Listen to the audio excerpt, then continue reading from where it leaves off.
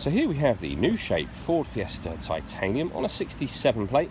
I'm going to start off by showing you around the outside of the car, and then we'll hop in and run through some controls on the inside. But from the outside you can see that it's a 5-door car with tinted windows and alloy wheels. We're going to start off inside the boot and then work our way around the rest of the car from there.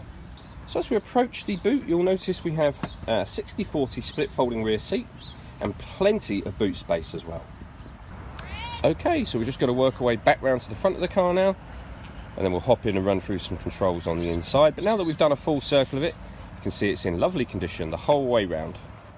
Just briefly before we climb in, I think it's what we're seeing the interior from this exterior point of view. There's plenty to run through on the dashboard, so let's hop in and we'll do that right now.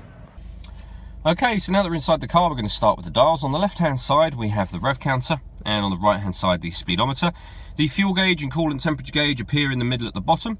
In that main trip computer area, in the top left-hand corner, you can see the total miles for this car, which are 7,408. The information below that can be changed using buttons on the steering wheel for various different menus, as you can see. You can just leave it on that digital readout for the speedometer if you prefer. And the buttons I was using to do that are these ones on the right hand side here. We've also got stereo controls here and voice activation for the phone. So if you hit that button, ask it to dial any one in your contacts list. It can do that for you without you having to take your phone from your bag or pocket. Of course, you have to pair your phone first, and I'll show you where that's done in just a moment. On the left hand side of the steering wheel, we have cruise control and speed limiter. So over in the center is where you would pair up your phone by hitting search for your vehicle on your device and select it once it is found. Hitting that button and then follow those instructions on screen. It's very easy to do. If we go back to the home screen, in terms of music in this car, there's plenty of ways to listen to it. We have AM, FM and DAB digital radio.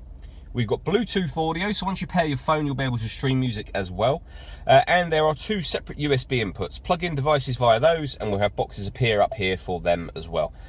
And then lastly, for the screen here, we've got satellite navigation. There's a full video showing how this works on our Facebook page and on our website, which I'd highly recommend checking out. Below that, we have the climate control.